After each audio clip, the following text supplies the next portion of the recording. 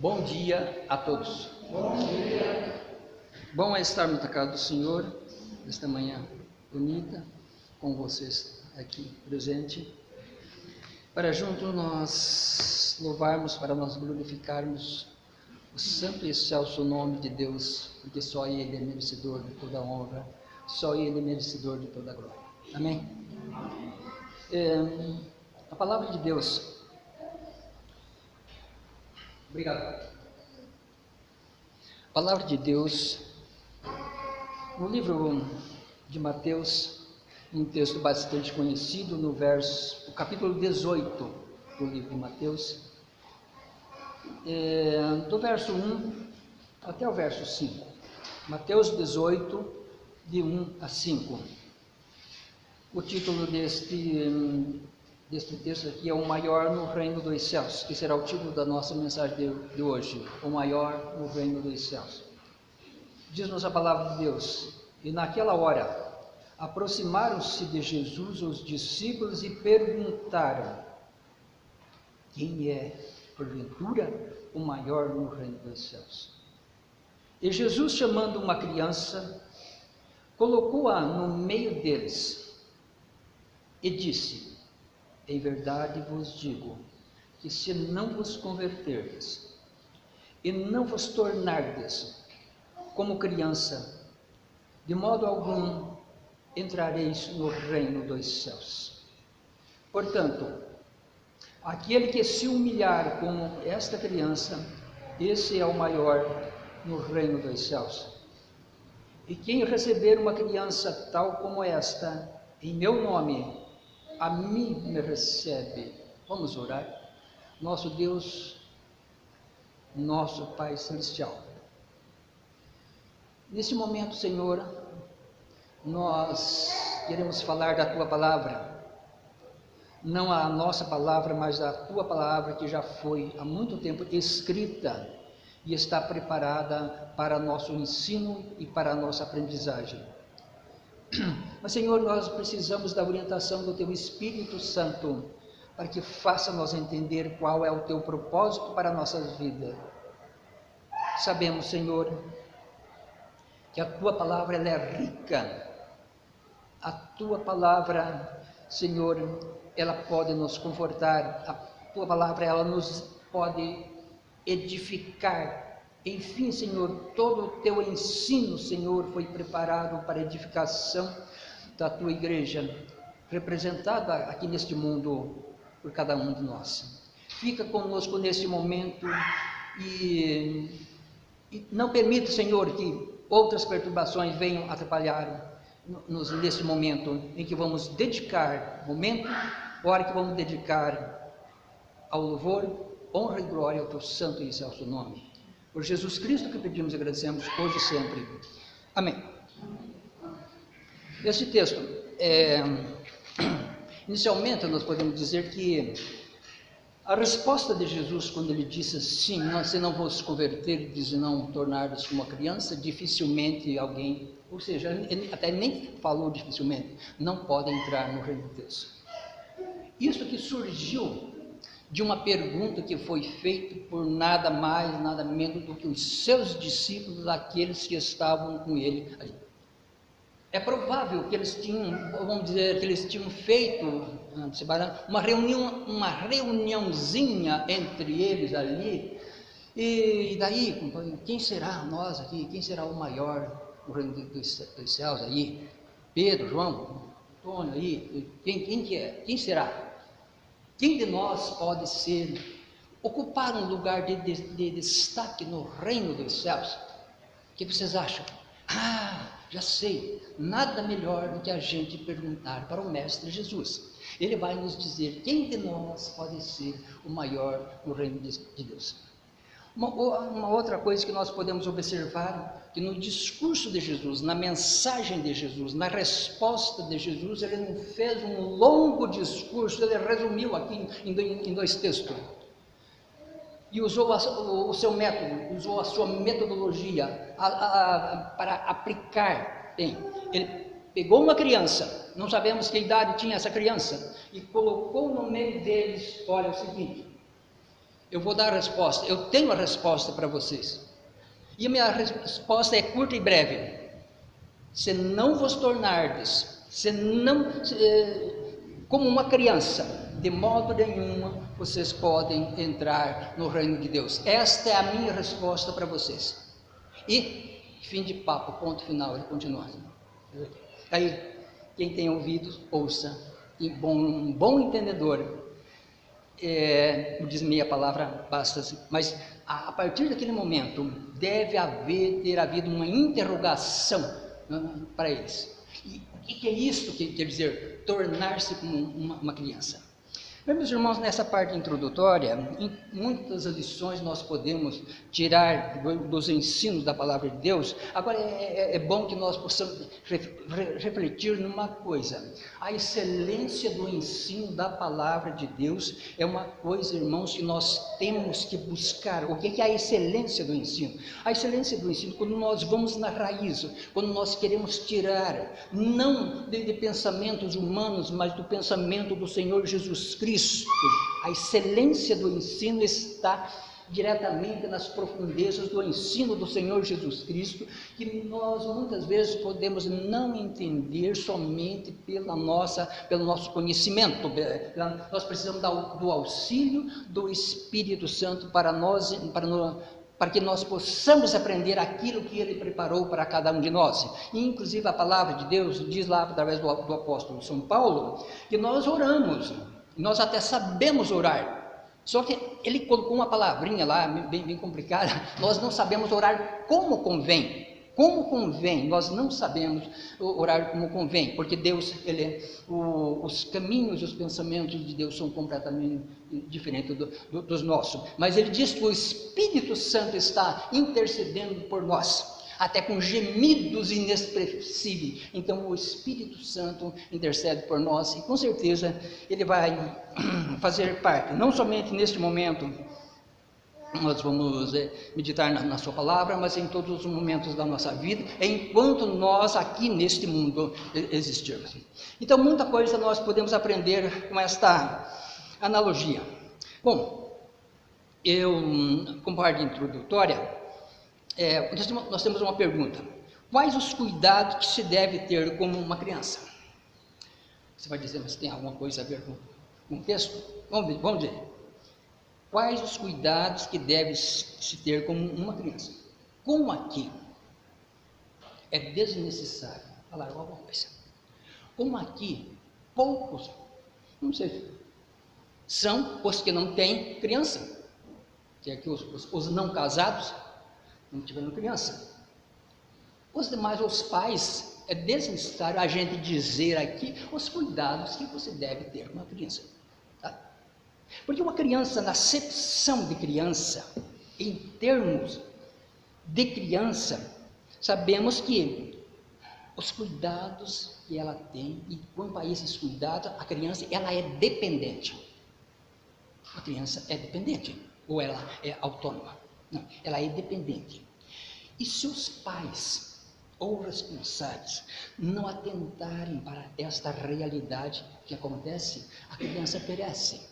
Se os pais não atentarem para a necessidade da criança ir para a escola, ela perece, ela fica uma criança analfabeta. Isso que depende dos pais. São muitas coisas, né? Como eu disse, não é necessário eu repetir tudo aquilo que nós já sabemos, certo, né? Então, isso também nós temos visto que é o drama de muitas crianças no mundo inteiro que perecem por falta de cuidado, e isso tem como consequência, muitas vezes, o abandono dos pais.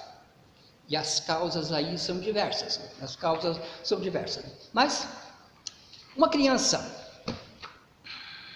sem os devidos cuidados que ela requer, que ela necessita, ela torna-se, então, uma criança abandonada, ficando, portanto, à mercê da sorte.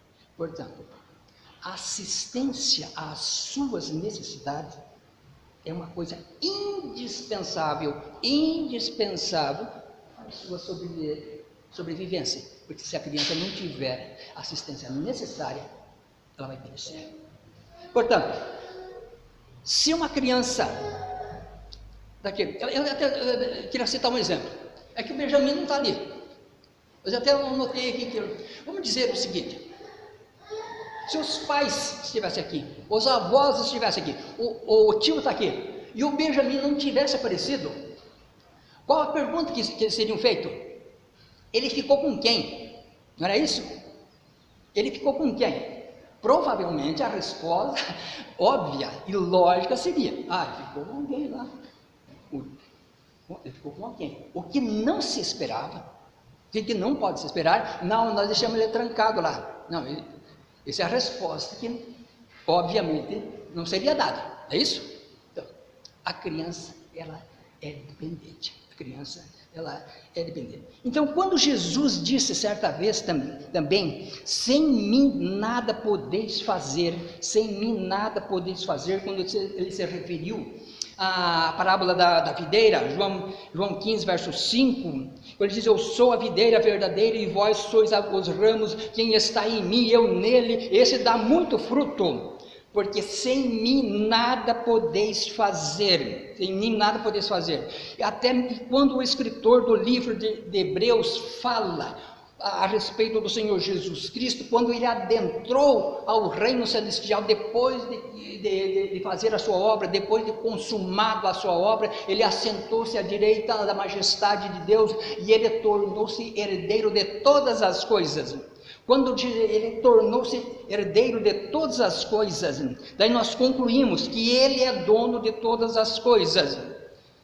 Portanto, nós concluímos que a nossa pretensão de sermos alguma coisa, de termos alguma coisa, ela é completamente vã, porque o Senhor Jesus Cristo é dono de todas as coisas. E neste quesito aqui, sem mim nada podeis fazer, é que o Jesus apresentou uma criança.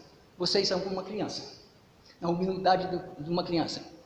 Vocês querem fazer alguma coisa, mas sem mim vocês não vão fazer nada, porque sem mim nada podeis fazer. Bom, é verdade, nós estamos aqui hoje pela graça de Deus.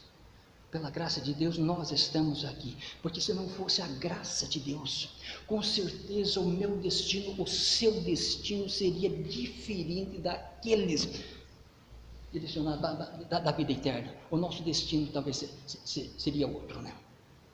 Então, assim como a criança depende dos cuidados dos seus pais, porque sem esses cuidados ela perece, nós, sem os cuidados de Jesus Cristo, nós perecemos. É bem simples. A criança, sem os cuidados dos pais, ela perece, mas nós, pior ainda, sem os cuidados de Jesus Cristo, nós também perecemos. Então, e daí nesse contexto é a pergunta dos discípulos: mestre, quem é o maior no reino dos céus? Nós queremos saber quem é o maior no reino dos céus.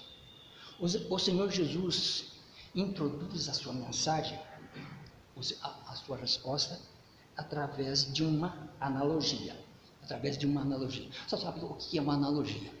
Analogia, segundo o dicionário, é pontos de semelhança que existem entre coisas diferentes. Por exemplo, criança é criança. Reino dos céus é uma coisa completamente diferente. E para nós, se nós analisarmos friamente essa questão, nós não vemos semelhança nenhuma, mas Jesus viu. E se ele falou, está falado. Então ele viu uma semelhança que existia entre uma criança e o reino dos céus, que foi a resposta que ele deu aos seus discípulos, a pergunta dos seus discípulos. Então, partindo dessa base, dessa apresentação do Senhor Jesus Cristo, essa comparação, o Senhor Jesus Cristo, ele concluiu o seu recado ao chamar aquela criança. se não vos converterdes e não tornardes como criança, de modo algum entrareis no reino de Deus. O Senhor Jesus Cristo, como profundo conhecedor da mente e do coração, não somente dos discípulos naquela época, mas como Ele vive e reina para sempre, Ele conhece hoje as nossas mentes, Ele conhece hoje os nossos sentimentos, e pensamentos impuros, Ele sabe tudo, pensamentos bons Ele conhece, mas sentimentos impuros Ele conhece, sentimentos bons Ele conhece tudo, nossa mente e nosso coração, como Ele conhecia a mente e o coração daqueles discípulos que queriam ser alguma coisa no reino de Deus. E naquele momento então, Ele dá a mensagem que os seus discípulos precisavam ouvir, e não a mensagem que os seus discípulos gostariam de ouvir, porque a mensagem que eles gostariam de ouvir, sim, eu vou arrumar, deixa comigo, eu vou arrumar um lugarzinho para você, e entre vocês aí, eu vou pensar em quem é que eu coloco no primeiro lugar, mas não é isso. Eles gostariam de ouvir isso, mas não ouviram. Foi bem diferente. Eles podem ter entendido a mensagem, como podem não. Mas Jesus disse aquilo que Ele julgou necessário e oportuno para aquele momento, para que aqueles corações endurecidos pelo seu senso egoísta, que cada um deles cogitava: quem é o maior? Quem de nós pode ser o maior no reino de Deus? Ele deu a resposta certa, no momento certo, tudo certinho, e conforme Ele julgou, conforme Ele planejou aquilo que era da sua vontade, e aquilo que Ele julgou que eles precisavam aprender. Irmãos, enquanto nós, seres humanos, pobres mortais, conhecemos apenas o exterior, ou apenas a parte do exterior, o Senhor conhece então o nosso interior, e nada pode ser escondido dele. Por isso Ele diz: em mim nada podeis fazer. Nós não podemos esconder nada de Deus, não podemos fazer pensamentos ocultos, não podemos ter sentimentos ocultos de Jesus, porque Ele conhece as profundezas do nosso coração, e no momento certo também Ele nos dá a resposta, e muitas vezes a resposta que Ele nos dá não é aquilo que nós gostaríamos de ouvir, mas é o que Ele julgar necessário para o nosso aprendizado.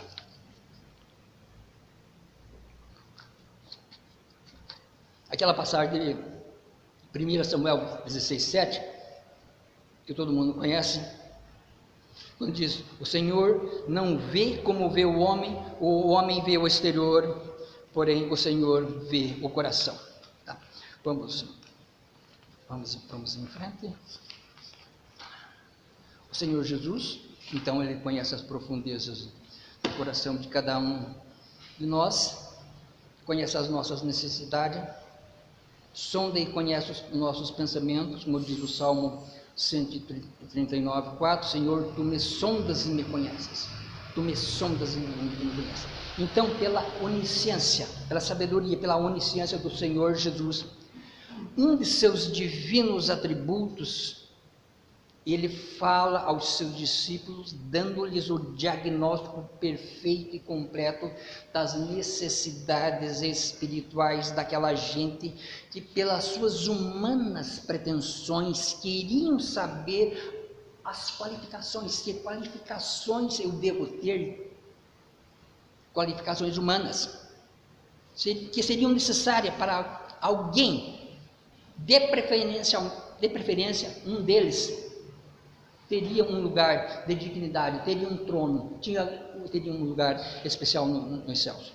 O Senhor Jesus não deu então as respostas que eles gostariam de ouvir, mas a mensagem que eles precisavam ouvir: se não vos tornardes como uma criança, de modo algum tereis lugar no reino dos céus.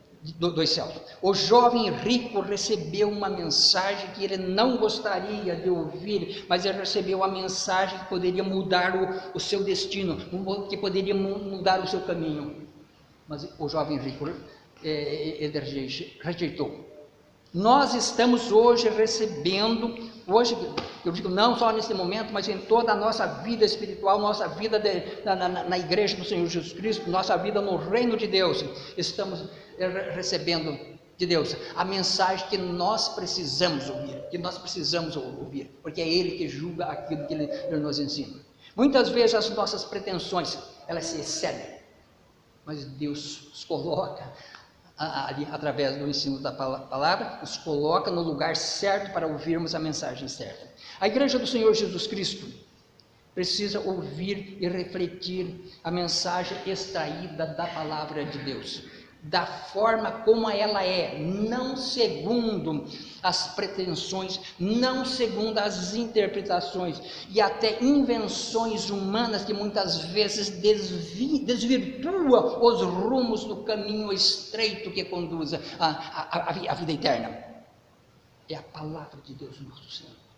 Na aula passada nós estudamos sobre a excelência da palavra de Deus, a excelência da palavra de Deus.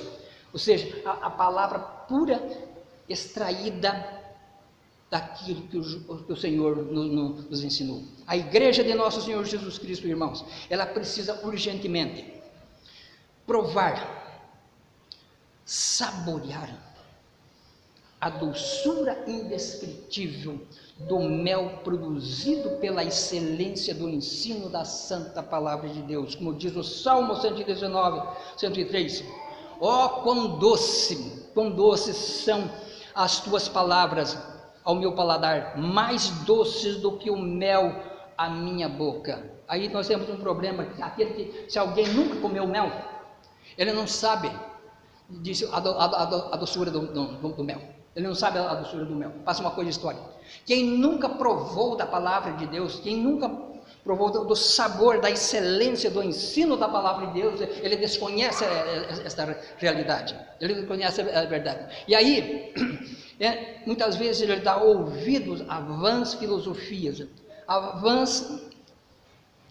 coisas vãs, até teologias vãs, que os outros falam, porque ele não provou da excelência do ensino da palavra de Deus. E ela está dizendo, ó, quão doces são as tuas palavras, mais doces do que o mel ao destilar dos favos. E nós precisamos muito provar desse mel, provar do sabor do ensino da palavra de Deus. Você pode dizer, mas eu faço a minha meditação, eu faço a minha leitura. Irmãos, é diferente. Você pega um livro qualquer e faz uma leitura ali, 2, 3 dias eu leio esse livro, leio esse livro num dia. A palavra de Deus não é assim.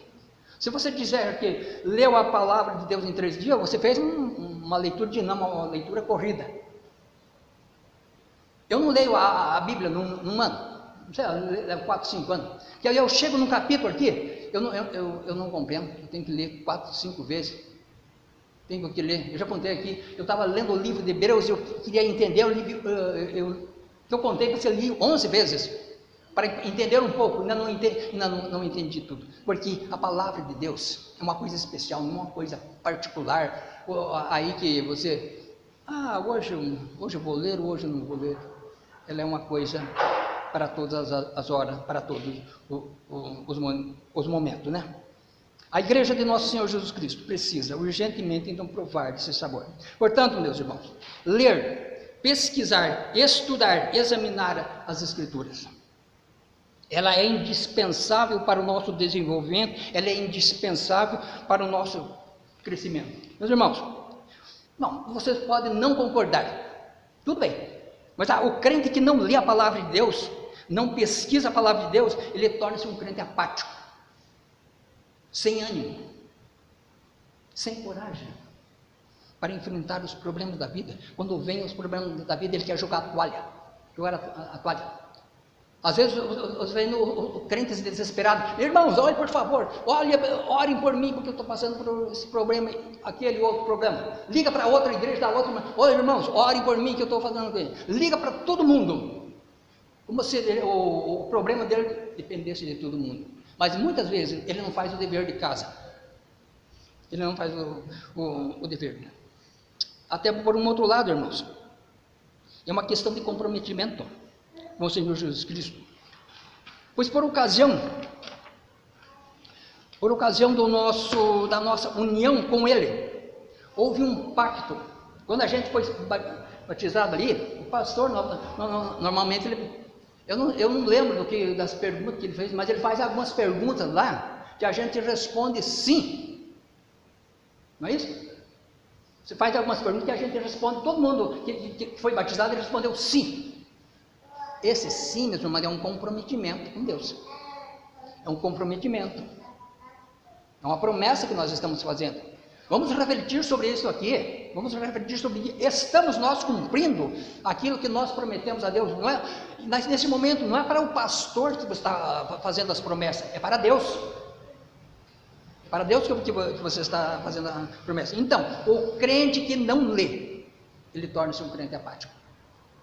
O crente que não lê a palavra de Deus, muitas vezes, ele fica eu ouvi dizer, porque o pastor fulano de tal falou isso aqui. Mas tem aquele outro pastor que falou uma coisa diferente aqui. Vamos ver. Agora, se ele não examinar, se ele não fizer o dever de casa, ele fica numa confusão tremenda. Aí é complicado.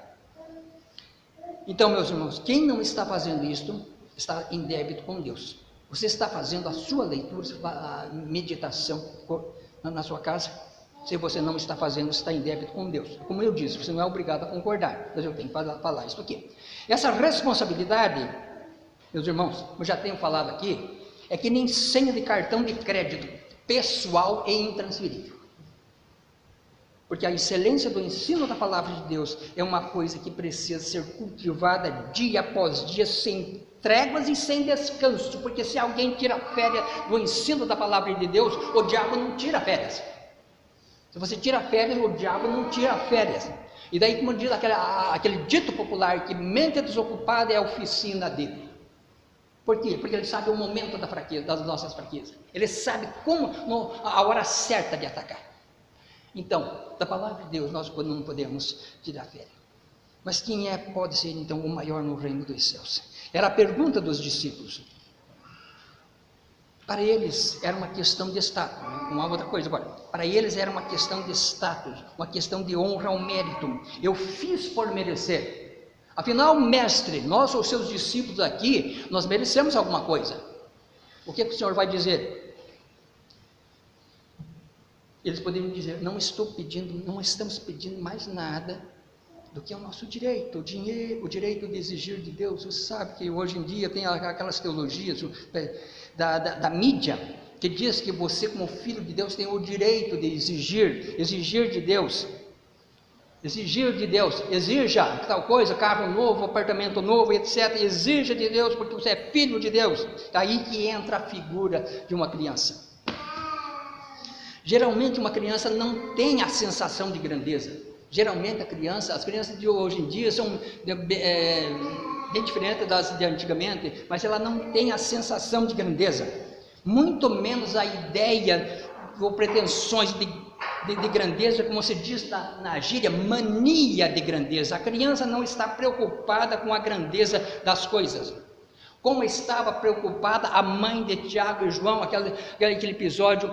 E não era somente a preocupação dela, mas também dos dois ali, do Tiago e do João. Quem é uma coisa nós te pedimos, mestre, uma à direita e outra à tua esquerda. Se o mestre fosse responder conforme o pedido deles, nós não estou com um problema sério, porque tem muita gente na fila. Tem o Abraão, tem o Moisés, tem o Elias, tem o Enoque. Eu não sei se eles devem estar na frente de vocês aqui. Mas a resposta de Jesus, olha, que ele diz, vocês não sabem o que estão pedindo. Jesus foi claro que vocês não sabem o que estão pedindo. Porque o reino de Deus é preparado, está pronto para aqueles que estão preparados, convertidos. O reino de Deus é ele, mas vocês não sabem o que estão pedindo. Jesus foi bem enfático, vocês não sabem o que estão pedindo. E então, daí nós consideramos esta analogia de Jesus do reino dos céus, porque o maior no reino dos céus é aquele que tem menos consciência de que é grande. E aquele que se considera grande é aquele que tem maior responsabilidade para com o serviço de Deus. Porque todos nós gozamos de um privilégio, irmãos, um status que nós temos aqui, é o quê? Servo. Para que serve? Quais os direitos do servo? Né? Quais são os direitos do servo? O Senhor Jesus disse, ele assumindo a forma de servo: olha aqui, eu não vim para ser servido, eu vim para servir. Isso, palavra do Senhor Jesus Cristo. E nós, Senhor, nessa posição de status de servo, a nossa obrigação é servir. Servir. Eu, você, todos nós que estamos aqui, temos a obrigação, no status de servo, de servir. Aí nós vemos que a sensação de grandeza que é revelada naquela época pelos discípulos, ela é oposta à sensação de humildade, o sentido de humildade. Tornar-se, converter-se como uma criança, forma-se uma interrogação. Mas como é que pode isso aqui? Uma criança não sabe o que está fazendo. É o que Jesus disse ali, e ele foi enfático, ele não deu maiores explicações. Então todos nós temos como parte do nosso senso egoísta, a síndrome humana e materialista da sensação de grandeza. Nós ocultamos muitas vezes, nós escondemos muitas vezes, mas nós temos dentro aquela sementinha da sensação de grandeza. Você imagina se Jesus estivesse aqui, nesse momento. Chegou Jesus aí em pessoas, vamos conversar, mestre, ou na nossa casa. Percebemos na nossa casa a presença de Jesus. Eu quero contar para o Senhor aqui algumas coisas da minha vida. Olha, eu tenho a minha casa aqui, trabalhei, o meu suor, o meu dinheiro, construímos essa casa, já está pago, né? Tem aqui meu carrinho aqui, né? Eu comprei um carro zero para não dar muito problema de mecânica, né? Mas tudo com o meu esforço, com o meu trabalho. Senhor Jesus, e o senhor não tem casa? O senhor não tem morada certa? Por que o senhor não compra uma casinha aí? Financia pela Caixa Econômica, tem um juros, talvez nem cobre o juros do senhor. O que Jesus disse, talvez naquela época? As raposas, como é que é? As raposas têm os seus covis, as aves do céu têm os seus ninhos, mas o Filho do Homem não tem onde reclinar a cabeça. Ele não está com. Então o que ele dizia? Olha, a sua sensação de grandeza, ela é nula, porque sem mim nada podeis fazer. E daí? Nós recebemos a visita do Senhor Jesus Cristo, fazendo essa abordagem. O Senhor Jesus Cristo, escuta, vocês não sabem, não leram lá, está escrito até lá no livro que eu sou dono de todas as coisas. Como é que você diz, essa casa é minha, meu carro é teu? Todas as coisas me pertencem. Se você tem a sua casa, se você tem o carro, se não fosse eu, você não tinha nada. É isso aí. Você está perguntando se eu quero comprar uma casa aqui? Eu não. Vocês não ouviram também eu dizer que o meu reino não é desse mundo? Vocês não ouviram dizer? Esse então seria o ensino de Jesus. A sensação de grandeza, ou a autossuficiência, nossos problemas, é a nossa sensação de autossuficiência. Sabe o que é autossuficiente? Autossuficiente é aquele que não depende dos outros, aquele que não depende de ninguém. Ele é um autossuficiente. Nós temos essa grandeza de autossuficiência. E dentre elas, tem o ser intocável, a intocabilidade. E esta síndrome terrível da intocabilidade é aquela doença que leva o indivíduo a pensar na sua autossuficiência e que ele não precisa de ninguém. Às vezes ele diz assim, como diz aí na gíria, em defesa da honra. Ao contrário do que Jesus faz o contrário disso, daquele que te obriga a andar 1 milha, vai com ele 2. Não, mas eu fiz aqui, eu fiz a legítima defesa. Aquele indivíduo que me deu um tapa, dei 2 nele, em legítima defesa, em defesa da honra. Os judeus eram intocáveis. Encontramos no nosso meio evangélico pessoas assim. Irmão, é o seguinte, eu sou muito bom, mas não pisem no meu caso. Não pisem no meu pé, por favor. Outra coisa, irmão, sou muito bom, mas eu não levo desaforo para casa. Eu não levo desaforo para casa. É a síndrome, a doença da autossuficiência. O senso de grandeza. Você pode dizer, não, mas eu não tenho isso aqui. Cuidado, que essa sementinha está no nosso senso carnal. Cuidado. E aqui nesse contexto, o Senhor Jesus, Ele não está dizendo que as crianças são um exemplo de humildade. O foco dele é dizer que homens e mulheres arrogantes só poderão possuir a humildade necessária para a entrada do reino dos céus se estiverem preparados para ser insignificantes, como eram as crianças do mundo antigo. Era um termo que dizia que as crianças eram insignificantes ali. Mas não que Jesus julgou. Vejamos o seguinte: quando Jesus, em passagem como Mateus 19, 13 e 14, quando trouxeram as crianças aqui para Jesus, o que é que os discípulos fizeram?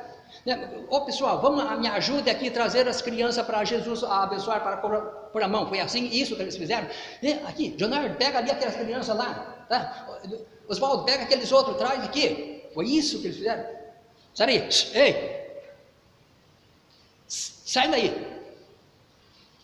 Não pode criança ficar perto do mestre. Por que Jesus diz: não vos embaraceis os pequeninos, porque deles é o reino dos céus. Não vos embaraceis. Ainda em textos como Mateus 18, 15, 18, 5, que é a sequência do capítulo 18, quando os discípulos estavam ali, não querendo que as crianças se afugentassem de Jesus, o que Jesus disse? Deixe vir a mim os pequeninos que creem. Nós temos uma cultura dizendo assim, mas a criança não crê. A criança vai crer só depois que ela atingir a idade da razão. Jesus aqui não está dizendo, é a palavra de Jesus, ele não está dizendo que a criança só vai crer após a idade da razão, segundo o nosso julgamento, segundo a nossa avaliação. Ele diz: as crianças, esses pequeninos creem em mim. Por quê? Jesus diz: porque ele conhece o coração. Ele conhece as profundezas do coração. Olha, nós estamos vivendo aqui aquele menininho bonitinho ali, que está ali. Alguém vai se arriscar e dizer: não, ele ainda não crê. Às vezes na nossa cultura já vi muita gente dizendo: não, mas ele não crê, a criança não crê, não pode fazer isso porque a criança não crê. Quem pode julgar? Quem pode contrariar as palavras do nosso Senhor Jesus Cristo?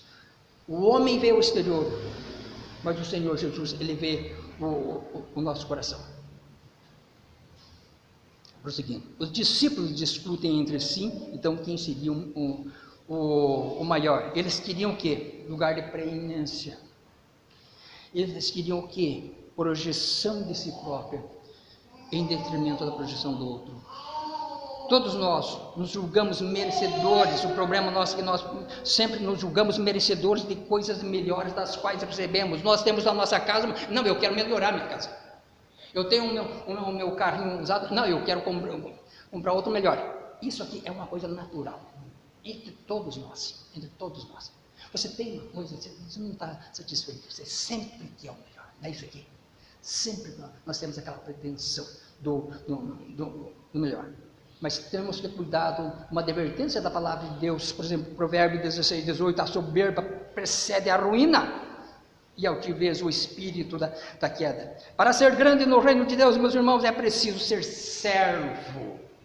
Você está preparado para ser grande no reino de Deus? Os valores do reino de Deus estão em flagrante oposição aos valores os valores do reino de Deus em oposição aos valores do mundo. No reino de Deus não tem pirâmide social, sabe? A pirâmide começa aqui só.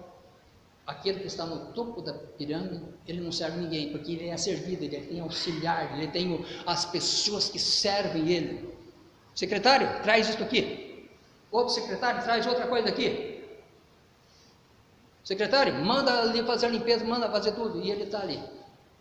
Acontece o seguinte, meus irmãos, que no reino de Deus a pirâmide vira de cabeça para baixo.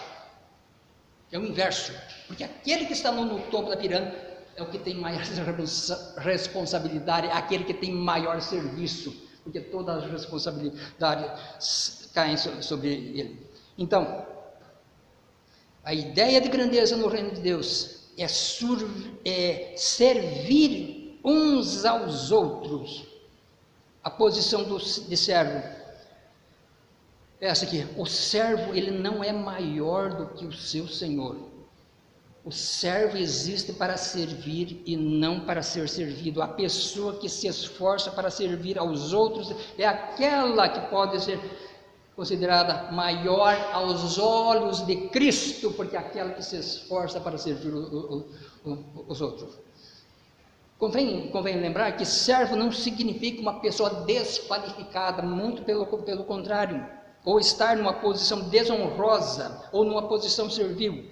Servo é aquele que atende às necessidades dos outros, assim como Jesus Cristo atendeu todas as nossas necessidades e continua atendendo às nossas necessidades. O servo faz o seu trabalho sem esperar recompensa.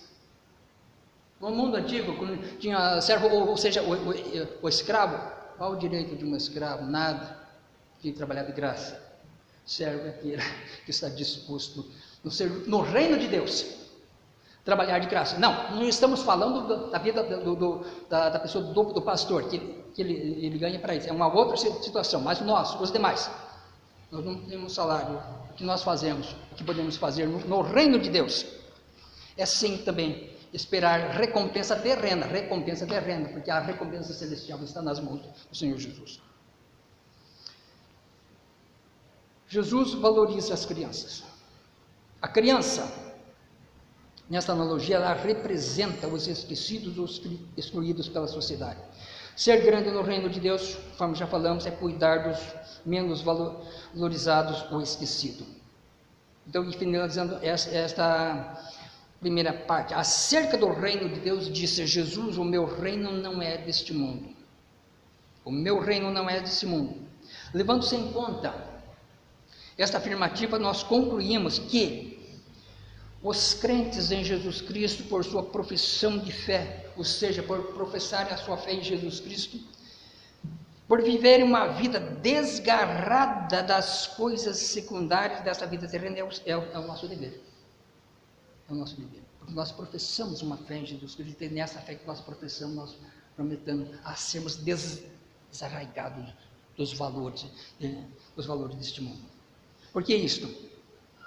Porque em consequência de sermos servos do Senhor Jesus Cristo, nós precisamos ser desprovidos. Sabe o que é desprovido do nosso senso de grandeza?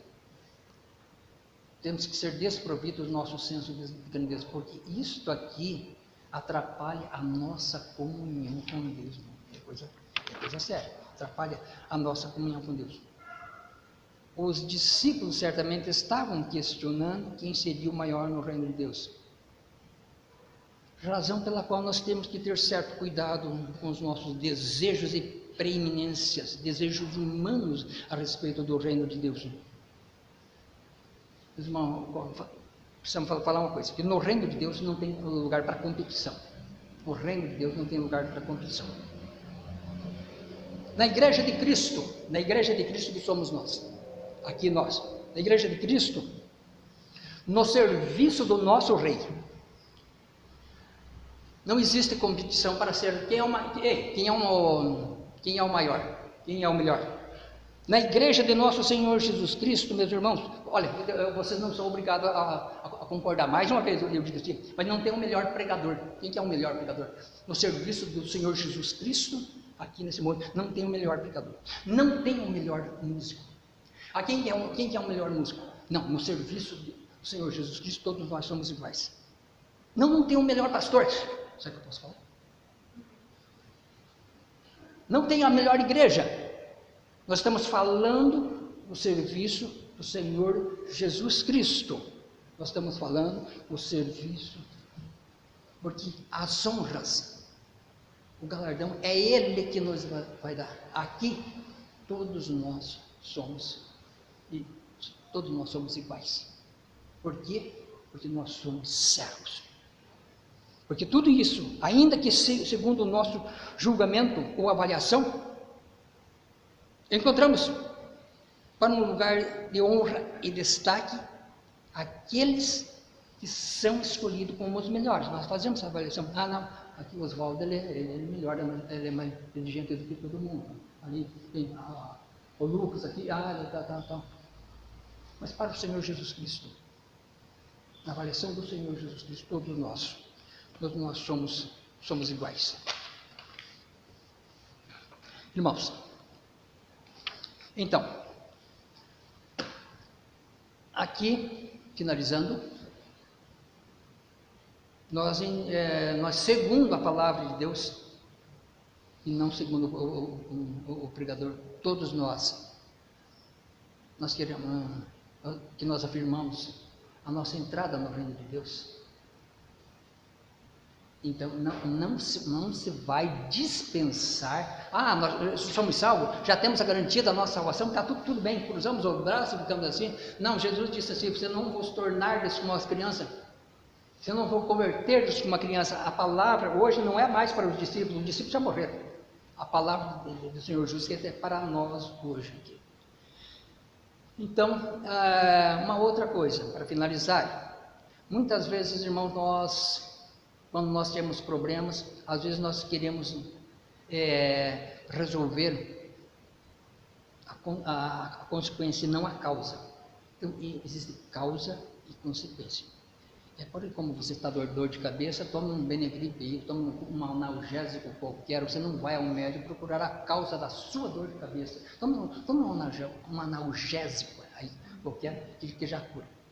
Na igreja do Senhor Jesus Cristo, no reino de Deus, nós não podemos querer resolver a consequência, nós temos que procurar a causa. E a causa? E os problemas?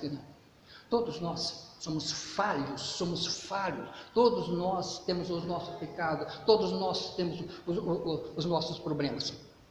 Mas nós temos o cuidado certo do Senhor Jesus Cristo, se a Ele confessarmos os nossos pecados, não é isso? Se a Ele nós confessarmos.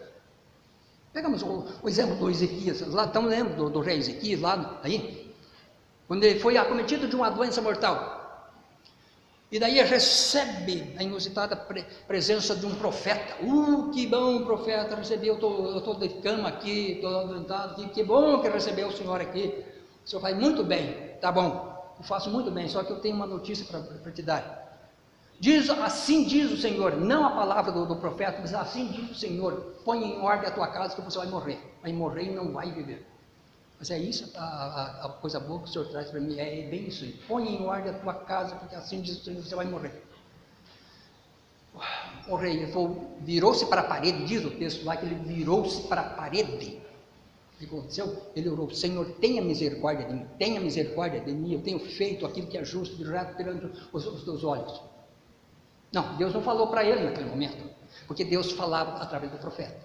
E daí volta o profeta Isaías lá, diz, assim diz o Senhor, ele ouviu as tuas orações. Assim diz o Senhor, ouvi as tuas orações. E vou até acrescentar 15 anos. 15 anos que ele deu, né? 15 anos. Por quê? O Senhor não está oculto às necessidades. O Senhor está presente para nos atender às nossas necessidades, mas nós temos aqui que nos desprover da nossa autossuficiência, irmãos. Autossuficiência é quando você julga que você é capaz de tudo aquilo. Desprovidos da nossa autossuficiência, eis que o Senhor está pronto para nos atender em tudo que nós precisarmos dele, porque ele disse, sem mim nada podeis fazer, amém? Amado Deus, obrigado por isso, pela tua palavra que fala aos nossos corações. Pai Celestial, orienta a tua igreja, fortalece a tua igreja para o teu santo serviço, para que possamos nos tornar como uma criança, de acordo com os teus ensinos, Senhor, de acordo com as tuas palavras, Senhor, que o Senhor nos ensinou, através de palavras simples, né? Umas figuras simples, como uma figura de uma criança, assim. Mas se nós possamos entender qual é o foco da mensagem que tu tens para cada um de nós, Senhor, e para a tua igreja, que é a tua igreja e não a nossa igreja, porque nós não temos igreja, Senhor, nós pertencemos ao teu reino, Senhor, que nós possamos ter essa consciência de que nós somos servos do Senhor e que um dia estaremos junto com o Senhor para todo sempre. Por Jesus Cristo que pedimos e agradecemos hoje e para sempre. Amém.